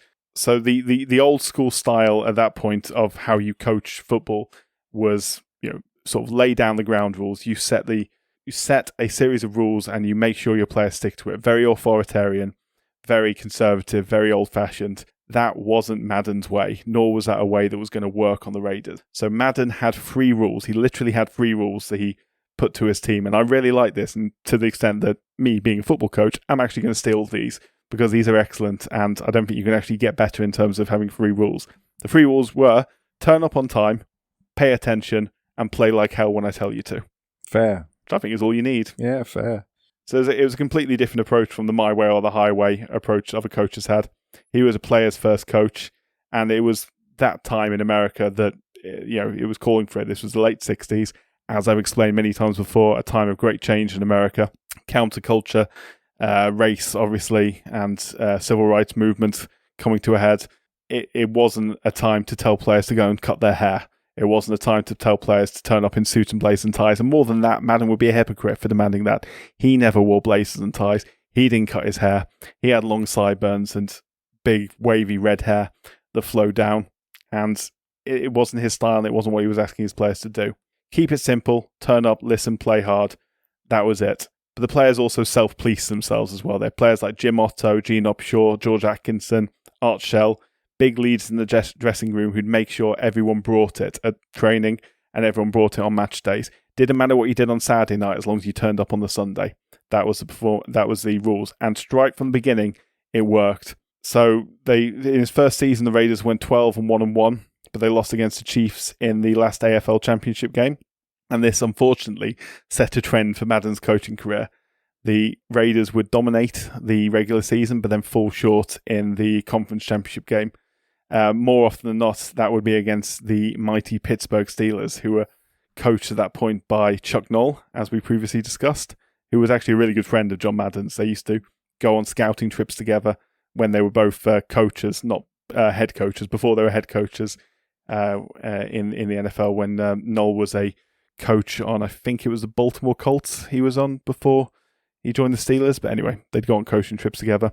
One of those defeats against the Steelers was, as I mentioned in episode 4, the Immaculate Reception, where controversial catch, miraculous catch, depending on what you look at it. Yeah. Sorry, I was going to say, who did it come off? Was it caught? Yes. So the rules at the time said that if it came off a receiver, as an offensive player, the ball was dead. Had it come off the defender first, then the ball was live. And Madden was never entirely convinced by the decision. Even to the later stage of his life, he still looked back on that with some bitterness, shall we say. Yeah, well, it was game defining as well, wasn't it? It would have been game over if it had been in. If it hit the deck, it was game over, and the Raiders would be advancing and likely would have got to the Super Bowl that year. So yeah, there was about 3 or 4 seasons in a row where they fell short against the Steelers. Pretty bitter rivalry as well. There was a lot of violence involved, some punches getting thrown and some borderline assaults happening, which, to be fair, wasn't exactly out of character for the Raiders. They were, as I mentioned, quite a mean bunch of bastards. But the stress was taking its toll on Madden. The losses were tough on him. After a loss in 1975 against the Steelers, who went on to win the Super Bowl that year, he finished with a message to his players saying, "We'll be back, and we're going to win it all next season." The 1976 Raiders were almost unstoppable, opening the season against the Steelers and winning, and they ended up finishing the regular season 13-1, with their only defeat, an unusually heavy one in New England. They won their division and entered their playoffs with a game against the Patriots, funnily enough, but this time at the Oakland Coliseum, and they won. So they advanced in the playoffs, which meant they got to the conference championship match, and guess who was up against them in that? Steelers? Obviously the Steelers, yeah. I don't know why that was supposed to be a shock. Yeah, and they won comfortably. They won 24-7, finally breaking the hoodoo, which led them to Super Bowl 11 against the Minnesota Vikings at the Rose Bowl in Pasadena, Los Angeles. Up against Bud Grant, Minnesota Vikings coach, a really strong Vikings team who'd only lost a couple of times all season. It wasn't even close. Oakland, after a scoreless first quarter, Oakland put 16 up in the second quarter and never took their foot off the gas, ended up winning 32-14 to finally get Madden his ring, finally get Oakland their ring, finally get Al Davis his ring that he demanded for so many years to come and demanded so highly of his players. Madden had finally won it all, and he was happy. But the effects of chasing it and the effects of sort of chasing the dream had taken a big effect on its health. Next season, the Raiders missed out on the playoffs for the first time in a long time. And at that point, Madden made a very unexpected decision and decided that he was done with coaching at that point. He had ulcers, which were having a detrimental effect on his health, of course. And he announced to the world at the age of 42, having been a coach for just 10 seasons, and becoming the youngest coach, among other things, to reach 100 regular season victories, that he was stepping down, citing the ulcer and occupational burnout as well. So yeah, early in 1979, he retired from coaching and moved into a new career as a broadcaster. Yeah. I'm not going to go into quite as much detail on his broadcasting career. Firstly, because I think it's a bit more discussed, and secondly, because this has taken a long time. But yeah, he started off with CBS Sports. He was calling lower profile games originally while he sort of started honing his style. But his big break came in 1981, where he was paired with play-by-play announcer Pat Summerall, and there is no more iconic a duo in maybe all of sporting history in terms of a commentator-co-commentator duo than Pat Summerall and John Madden. Their voices work so well in tangent together. Summerall was understated but had gravitas, and Madden was just boisterous and enthusiasm, like a big puppy. I mean, famously, Madden was... He'd happily put his name to any product that he thought was worth his time. So you'd be watching Madden talk football, drawing on the screen, drawing his X's and O's on the screen with his telestrator, famously circling players and saying, go around there and boom and this, that and the other. And then you'd be cut into advert break and there'd be Madden trying to sell you something as well. In the 1980s as well, something else came out which really did help cement John Madden's name in the sporting light, and that was the first Madden football game was released. Yes. Later developed by EA Sports and released as an annual game from the early 90s up until now. So anyone, as I said at the beginning, anyone who knows anything about American football at all will have heard John Madden's name, because you've probably played Madden football. You've probably played many versions of it if you're like me, and his name has obviously become synonymous with that. As a broadcaster as well, he worked for all four major networks in America, which is Fox, NBC, ABC, and CBS. He eventually moved to ABC's Monday Night Football, joining force with another legendary voice in American commentary, which is Al Michaels. He was a central part of the Thanksgiving football traditions in American football. So those of you who don't know, Thanksgiving obviously is a major holiday in America. It's a time where all the family gathers together, they sit around, and one thing everyone does is you watch football on TV. And John Madden was central to that, presenting a nuclear turkey with 6 or 8 legs to multiple players. Turduckens became part of the shtick. Like, he made appearances on a lot of TV shows as well. Most notably, The Simpsons for me. I remember seeing him on a Simpsons episode. I think it was probably about late 90s as well. One of my favourite episodes of The Simpsons. He's an icon. So another part of John Madden's bit was the Madden Cruiser. So it was a custom-built bus. Obviously, he was scared of flying, so he used to drive around in this custom-made Greyhound bus, goes from place to place. The Madden Cruiser became so iconic that it is now on permanent display at the Pro Football Hall of Fame in Canton, Ohio. And he was just a man who was always more comfortable going from dive to dive bar to dive bar, diners to diners, than he was seeing it up in first class with men in suits and ties. He was a man of the people. He loved to see America. He loved to drive around America and go from place to place and meet people.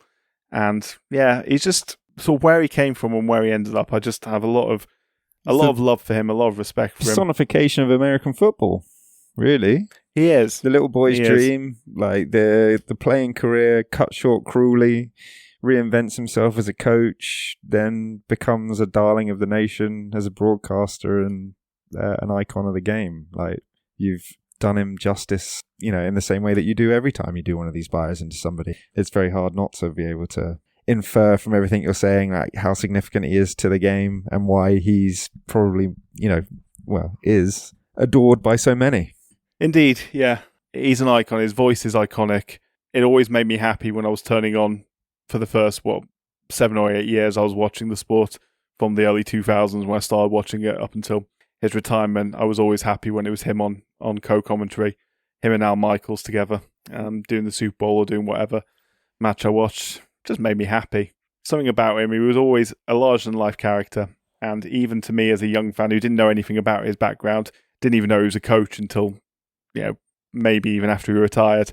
Obviously he passed away a few years ago, 85 years old, pretty good run, pretty good life. I think if I could live anyone's life, he'd be up there because he did it right. And I'm not a fan of flying myself, so a Madden cruising myself sounds like a nice way to get around America, personally. But yeah, it's John Madden for you. Yeah, no, mate, that was really good. Like, do you know what it reminded me of a little bit, at risk of plugging our own work, is the same sort of dive you did on Arthur Ashe, because he has the same, to anyone outside the United States and anybody outside of American football's mainstream fandom, he is probably a name that's been heard of, and is synonymous with the sport, but is probably someone that not many people know much about, or the reason why his name is associated with like the game and things like that, in the same way that Arthur Ashe and the stadium at Flushing Meadows. Yeah, if you know anything about football, you'll have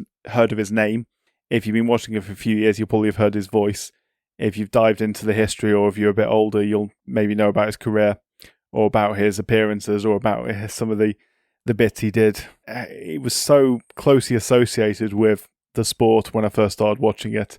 The game obviously plays a huge part in that, but also just the personality, and he just is a really likable man. Not that he wasn't prone to occasional profanities, and there's some great stories about him abusing referees as well, calling one a cocksucker, and then when the referee asked him who he just said that to, he said, "Well, you're the only cocksucker I can see." He did apologise for that afterwards, but no need to apologise for that sort of wit. He's also most certainly right, given our experience of officials.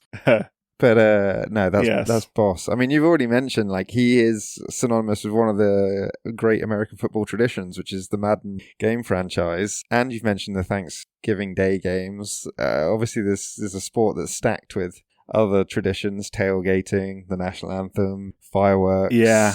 Crazy other team traditions. Christmas Day games as well. Yes, Christmas Day games. Team traditions like the Lambeau Leap, Terrible Towel, Atlanta Dirty Bird Dance. And I've also I put in my notes here, Philly fans, which I don't think is really a tradition. It's just that they're all mental. Yeah.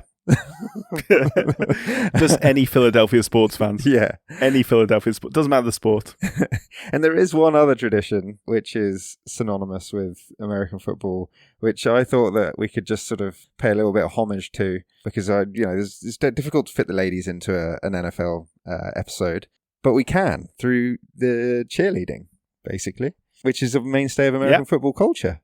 And I thought, absolutely, let's have a chat about that. I mean, obviously, it comes with its fair share of criticism, and some of that criticism is justified. The sexism, the objectification of women, the allegations that it's exploitative. Some people would say it's outdated, and that is not entirely baseless and just from, like a woke angle. Several cheerleaders and cheerleading groups have sued respective teams for violating minimum wage laws, mistreatment from management, exploitative rules, and obviously inappropriate behaviours, sexual harassment, groping, things like that. But in the interest of balance and fairness, it does engage, well, firstly, it's cultural. It does engage, an entirely different fan base. It's a marketing tool. It does create role models. It is a very athletic event in its own right, and gives, a platform for women to showcase their skills. And has more recently been a sort of a big advocate for female empowerment and LGBTQ plus rights. So, depending on which end of the spectrum you're looking at it from, you'll have your own views on it. But, on balance, if you got rid of cheerleading, I think the sport would be poorer for it, in my view. The American football it's not just the game. My only real concern about it, obviously, notwithstanding all the major concerns that you laid out there, but just from my knowledge of it, I've seen the Dallas Cowboys cheerleaders documentary, which I would recommend. It is very interesting. It is a deep dive. It is ludicrous how little they were paid. Mm-hmm. They are being paid more nowadays. When you consider how, as we've discussed, how much, not just the Dallas Cowboys, but the NFL teams make in general, how key a part of the entertainment process the cheerleaders are, especially somewhere like Dallas, where Dallas Cowboys cheerleaders are almost more iconic than the players in recent years, probably. It's crazy. They were paid a pittance, a real pittance, and it was justified by being, this is the biggest honor you can have. It's like, well, then pay them. Pay them a decent salary. I agree with that completely. The biggest thing is they're athletes as well. They're part-time, which, like in the vast majority of cases, which is a joke, considering they are effectively being asked to do a full-time job. I mean, they don't just cheer at games. They have other responsibilities related to marketing. They have paid appearances. They do photo shoots. They do charity events. Like, these girls are ambassadors for the franchises, essentially, and there's no reason why they can't be paid commensurate with their contribution. So I agree with that entirely. They form part of the entertainment process, and the team makes a lot of money from them. Yes, you can make the argument, well, the football will still be there. Maybe people will come see it, but you're selling a level of entertainment of many $100s. I couldn't only imagine Dallas Cowboys tickets are more expensive than the average NFL tickets, and average NFL tickets are expensive. And you're selling that full package. And then they are engaging with the communities and they are representing the team elsewhere. I'm not saying pay them millions and millions and millions, but they certainly should be paid more than, the tens of thousands of dollars they were, as opposed to the hundreds of thousands of dollars that they deserve. Yeah, considering what they're doing, especially when you're talking about 5-year veterans who've been doing it for years. Yeah, and pay them bloody money. These women and Dallas are now paying them more. I'm sure there's many other NFL franchises who are worse than Dallas nowadays, but nevertheless, it stands for every single franchise across the country. Yeah, of course. And these women are hardcore. They're athletes. I was beyond the athleticism, mate. In 1996, the 49ers cheerleaders were helicoptered into Bosnia and Herzegovina during the Bosnian War to provide some morale-boosting support to the U.S. Army. And in 2007, the Buffalo Bills cheerleaders sent a squad to choreograph a show in a war zone in Iraq. So, when we say that their contribution extends beyond match day cheerleading, there you are. I can't get the image of paratroopers dressed as cheerleaders out of my head now. I don't know why that's a mental image I have in my head. I know obviously that's not the case, but nevertheless. Yeah, fair play. Yeah, no, they're tough. 25 of the 32 sides have cheerleading squads. I think currently only the Bills, Bears, Browns, Chargers, Giants, Jets, and Steelers don't. Yeah, I knew the Jets and Giants didn't. And I think it's the Giants who have never had one. They're the only one, though, that has never had one. The first team to ever introduce cheerleading squad was the Baltimore Colts, as they were, so Indianapolis now, in 54. Fair enough. In 54. And then because of the two sides that, I just mentioned who don't have squads, I think the Steelers and the Packers, so the Packers now have a squad, but they didn't back in 2011. And so the Super Bowl between the Steelers and the Packers in 2011 was the first time the Super Bowl featured no cheerleaders, which is probably a bit of a shame, really. Yeah. But yeah, interestingly, and this is another angle which I just thought was quite fascinating, is men and cheerleading squads. Not that I'm trying to divert the focus of this segment on women back to men, but I do think this is an interesting angle. Glenn Velt was the first man to try out in a cheerleading squad in 1978, but the Dolphins wouldn't let him compete, and it later led to I think it was a nationwide story in America, but it led to a federal anti-discrimination case, as you might imagine. Yeah, and it's been it was a long time coming before male cheerleaders, as dancers at least, started to become a social norm and even remotely marketable. Because, dancing is often associated directly with the women's role. But anyone who knows anything about cheerleading, and there is also another documentary on Netflix called Cheer, which is just about cheerleading, will know that you have roles for men in cheerleading squads like stunters, and that's how most men have slowly been introduced into the cheerleading squads, and nearly all of them have men in their sides. The most recent side to try and introduce them were the Vikings this preseason, and obviously a section of the internet became incredibly vocal about that for reasons. I did notice that section of the internet. Yes. Yeah. So we won't emphasize or reiterate what their points were, because you can probably infer what they might have been. But the Vikings, to their credit, I think kindly suggested that if they have a problem, they might as well go fuck off. That's how I would put it, yeah. Yeah, and the other thing, just the other angle here, is Justine Lindsay was the first transgender woman to make a squad. She joined the Carolina Top Cats in 2022. So yes, like mentioned it there, cheerleading is a mainstay, but it is controversial, and the NFL is stacked with fucking controversy, to say the least. Yeah, I mean, we could do a whole episode on controversy in the NFL, so I'm not going to try and rehearse any of it here, but we're talking, obviously, CTE, which me and you have spoken about before, bounties, which I didn't know was a thing, which is basically injure that dude. Yeah. Spying, team names, Washington, obviously. Controversial officiating decisions, you already mentioned the Immaculate Reception. Murderers. Yeah. One or two. Yeah. Aaron Hernandez, obviously. Gone forever. Yeah. Jovan Belcher, Jim Dunaway. There's a few. I didn't even know this, but Ray Lewis got charged. I bet he got acquitted. He did, yeah. Eric Napowski. Which is mad. I actually didn't. I forgot about that until a couple of days ago when I was looking it up. Yeah. Loads of other crimes. Rape, burglary, domestic violence, sexual assault. I think scandalously there was a Minnesota Vikings boat party in 2005. Michael Vick, yeah. It was one of my favourite players when I first started watching the game. Mm-hmm. As anyone who played Madden would probably similarly feel, because he was great to play with on the game. But, Russian yards. Ooh, boy. But yeah. He also liked fighting dogs. Yeah, which is a bit of a character flaw, to be fair. It is. And probably the more contemporaneous of... Is it a controversy? I guess it is in America. Colin Kaepernick and the 49ers and the knee. I mean, it's more... Well... It's a controversy depending on... It is a controversy. Yeah. Your position would depend on what part of it is a controversy. How the NFL collectively came together to oppose him and make sure he never played in the league again, or his taking a knee in the first place, blah, blah, blah. I mean, your First Amendment suggests that shouldn't be a controversy, but here we are. But yeah, I mean, like, we haven't even got into some of like the post-regular season controversies, which we'll probably save for our post-season episode, which will inevitably come up. The tuck game, for example. Yeah, like it's... You heard of that one? No, I haven't, but I'm sure. How Tom Brady ended up getting his, I think his first ring, one of his early rings for the Patriots. Anyway, we'll come to that in a future episode. Controversial decision that was, not any murder or anything like that, I should say. We've got the playoffs coming up, which is where we can dive back into all this stuff. But yeah, I mean... We can dive in whenever we want, Ben.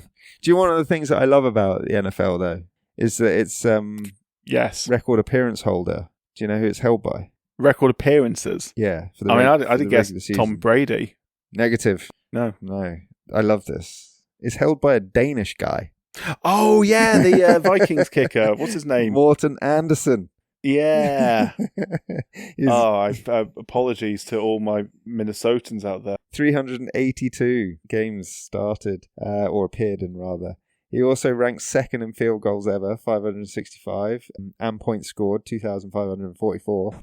He's got the most consecutive games scored in, 360. In addition to his league accomplishments, he's also the Saints' all-time leading scorer, 1,318. Points. Played predominantly for the Saints, but as you've already mentioned, he also played for the Vikings, the Chiefs. No, I was getting mixed up with Gary Anderson. You can ignore me completely. Okay. I was getting mixed up with Gary Anderson, who was a famous kicker for the Vikings. He did play for the Vikings, though. Right. He did briefly, but no one's gonna. I'm going to look like an idiot unless I correct myself now. But I'm happy to own that one. I was thinking of Gary Anderson, not Morten Andersen. But no, that's still cool, regardless. Like really, really, disappointingly, he never won it all though. It's a shame, given the longevity of that career and the teams played for. Well, you know, can't have it all. You can't win them all. Most regular season games, though, you are right, is Brady. Yes. And the statistic about Brady, which I think is astonishing, is that he never played a down where the Patriots couldn't make the playoffs in the regular season. It's honestly... That is stupid. It blows my mind. Yeah. Like, he missed out on the playoffs, but he only missed out on the playoffs at, like, full time. Yeah, literally at full time. Like, he never played a down where he couldn't make the playoffs. He went into the last match of the season always with a chance of making the playoffs, at least. Yeah. Absolutely Crazy. Insane. Most consecutive starts is Brett Favre, but he's not a nice man, so he won't dwell. Brett Favre. Again, another one I used to like. Again, like, Not there's CTE issues there as well. Yeah. Well, not that I'm trying to defend it. Does that explain the embezzlement and the sexual harassment? No, it doesn't, Ben. Anyway, most touchdowns, a legend. Sure, you'll get it. If you... Most touchdown passes? No, just most touchdown. The man crossed the line the most number of times. Jerry Rice? Yeah, of course. 208. Yeah. Most touchdowns in a regular season, is insane. I don't know if you'll get this. Adrian Peterson? No. LaDainian Tomlinson, who scored LaDainian, yeah. 31 times in 2006, which is also the Chargers. Unsurprisingly, the most points scored in the season, 186, and the most consecutive games with a touchdown, 18, which is mad. That is mad. But yeah, can I just say, I know I shouldn't really say this, but OJ's 73 season, incredible. It's a very awkward thing to talk about, isn't it? It's incredible. Yeah. He ran for 2,000 yards. And he's like, his rushing stats are incredible, but Emmitt Smith dominates most of them, but 73 OJ, Jesus. Turns out, I mean, in 1973, he'd never done anything wrong at that point that we knew of. Yeah, exactly. Turns out 20 odd years later, he might not have been such a great guy, but here you are. I could, honestly, if it wasn't for the fact he turned into a multiple murderer and the rest, I could easily have been sat here talking about O.J. Simpson for this episode, because O.J. Simpson, obviously, legendary NFL player, big media personality in all these adverts and everything. In one of my favourite film franchises as well, the Naked Gun films, one of my favourite film franchises ever. Just turned out he was a murderer, and he's dead now, so he can't sue me, so I can say that. Just turns out he's a murderer. A small flaw. A bit of a character flaw, that. Yeah. I mean, QBs... Don't tell me you didn't do it. I'll just... Yeah. I'll transition to QBs from OJ. I'm not going to rehearse them all. Lamar's dominating the rushing. Yeah, nearly every other rep is dominated by Brady Breeze. Except for most interceptions and fumbles, which is Favre, which is funny. Brett Favre, yeah. I was going to say. Most sacked is Rodgers. This explains a lot. If you know anything about Aaron Rodgers' personality, that he might have taken more hits than anyone else. Yeah. Talking some crazy stuff, isn't he? That was an entertaining 2 years that he was at the Jets. I'm sort of going to miss him. I'm not going to miss him. I mean, teams... Give me Justin Fields any day. Who do you reckon is the regular season only, Jack? This is why I did this, because I thought it would be fascinating for you. Who do you think is the best teams in the regular season historically? Steelers. No. I mean, they are, but they're not the top three in terms of wins. Are you talking single seasons, or are you talking... Win percentage. Ever? Yeah. Okay. So not them. They are competitive. Cowboys, Redskins. Cowboys, yes. Redskins, no. One of them is obvious. And Patriots are probably on there for the last 20 years, or they're not. That doesn't get them. I don't think it remedies their average enough. One of them is one of them is really obvious. Like, they were really, really good back in the day, and then they got good again with Rodgers. The Packers. Yeah. So the Ravens, the Cowboys, and the Packers have a win percentage of 57%. The Ravens are the others. Okay, fair enough. I was going to say the 49ers next, so thank you for that. Save me that. Yeah, and the Packers have won the most games, regular season games. The Steelers have won the most since 1970. Yes. I didn't realize you were going pre-merger as well, so... Yeah, well, I think the stats include pre-merger, which is a bit annoying. Yeah. And you've already mentioned that the Patriots are the only side to go 16-0, but the 2015 Panthers, 2011 Packers, 2004 Steelers, 1998 Vikings, 1985 Bears, and 1984 49ers have all gone 15-1. 1985 Bears deserved more. They deserved 16. That was an incredible team. Yeah. Best defense in sports history. And a hell of a song as well. Their Super Bowl song. Everyone should listen to it. Oh, nice. I haven't heard that. I will give it a listen. On the other end of that spectrum, 2008 Lions and 2017 Browns have gone 0-16, which is a bit grim. Yeah. Because, as you say, it doesn't happen often, but it does happen. Can happen. Guess who the worst team is by win percentage? Is it the Jets? No, it's not. This surprised me, It actually. should be. The worst team? Yeah. Panthers? I don't know. The Bucks, which really yeah, surprised they me. were really, really bad when they first started.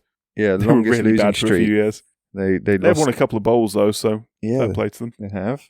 Yeah, longest losing streak ever as well from them, 26 games in a row. Most losses, though, as in total number of losses, is the Cardinals and the Lions, 812 and 700. Yeah, but both two really old teams as well will contribute to that. And the Lions, hilariously, consistently awful team over the past 30 years, until recently when they got good and should have won the Super Bowl this year, and then just went shit in the playoffs. Bless them. The only other stats I'd sort of drilled into, just because I thought it was fun given the game, was most ill-disciplined team ever. Bears. I mean, actually punished. Raiders. And Raiders, the Oakland Raiders. The 2011 Yeah. Oakland Raiders conceded 163 penalties in the regular season. That's a cultural thing. That's definitely a cultural thing with the Raiders. No one likes us and we don't care, that attitude. Yeah, bit of Millwall. The Millwall Yeah. of the NFL. But yeah, I just thought those stats were fun because nobody really delves into the regular season because obviously the regular season is the preamble for the playoffs. So it's a strange concept in that sense. NFL, isn't it? Like it doesn't really count for much, but there's a few interesting trends in. Yeah, I mean, I don't mind the playoffs in so much as like you don't get that many dead games really. You don't get that many sort of like dead rubbers. It usually takes until like week 11 or 12 until a team is completely out of a playoff chance. You can go on and spark a run. Obviously, as a Jets fan, you get used to exactly how long your hope lasts into a season. They're great at building it up. They've been really good at actually draft picking over the past few years. They've been really good at sort of even bringing in free agents, at least free agents on paper, who should do well. And then they'll build up your hope. They'll even play really well early in the season, like they did last season, the game against the Patriots, where they were just the most controlled I've ever seen the Jets play. It was brilliant. And then they just remind you eventually around week 4 or 5, no, actually, it turns out we're a barrel of shite, and you're an idiot for choosing to support us. Not that I bloody did. It was my mate Matthew's fault. He got me into it. He gave me my first hit. You're I've been also addicted since. You are a to the sucker. misery. You're a sucker for the underdog, like all us British people as well. So, Well, I fell in love with them because they were so awful. yeah, Like, and I'm not being a Jets. For many years, I was an NFL fan without a team. Like, I struggled to find an emotional bond with a team to connect to. And then, like 5-6 years ago, the Jets were so bad that they couldn't even be bad enough to come bottom of the league and get the first pick in the draft. This was the year before Zach Wilson got drafted by the Jets, where Trevor Lawrence was also available, and the Jets managed to win their last game of the season to not finish bottom, not get the first overall pick, and ended up with Zach Wilson instead, who has since been moved on. So yeah, it's only been like 4 or 5 years, but it's in my blood now. I'm Fucking hate it. I'm still a teamless man. Yeah, but you're a big Lamar fan, aren't you? I'm a big I'd Lamar. say. He's my guy. He's the one I want to see win it all. He's entertainment deluxe. And that's what I'm here for. Yeah, that whole team is, and they're too good really not to have at least been to a Super Bowl with him under center. They are too good. Like, not just obviously the offense is gone with him and Derrick Henry, but defensively as well, they're strong. No excuse really. Yeah, well, we'll see how they get on this year. It's going to be the usual suspects, isn't it? You'll have the Bills kicking around with Josh Allen. You'll obviously have the Chiefs and Mahomes kicking around. You were saying earlier... Yes, that AFC is stacked. These are all AFC teams you mentioned so far. Yeah, well, That side is absolutely 49ers, stacked. 49ers and obviously the Eagles as the holders. Yes, these are now Yeah. NFC teams. Yeah, you said earlier, and I think this is a nice way to end it maybe, and you're saying like it's all about who's got Brady. Who's got using Brady as a would it be adjective? Yeah, I guess an in this intangible. yeah, using it as a title as an ingredient. Yeah, like who has Brady? Like, not the man Brady. Who possesses who Brady? has Ben Stokes, as we also described it. Or Redgrave. So who went back? Who has Redgrave? Who went back so against the wall when all the pressure's on? Not only can maintain their performance, but can find another level there to win games in difficult circumstances. And ultimately, when you look at this crop of quarterbacks, the one who has Brady is Mahomes. Obviously, they did not have a good Super Bowl last year. That game got very far away from them very quickly. And the Eagles are a unit and certainly fully deserve that. But the amount of times Mahomes has dragged them out of shitty situations or risen above it towards the end of tight games. And Allen's not quite done that yet. And Jackson's certainly not done that yet. And others who are, I wouldn't say they have Brady quite yet, but it's what Tom Brady did.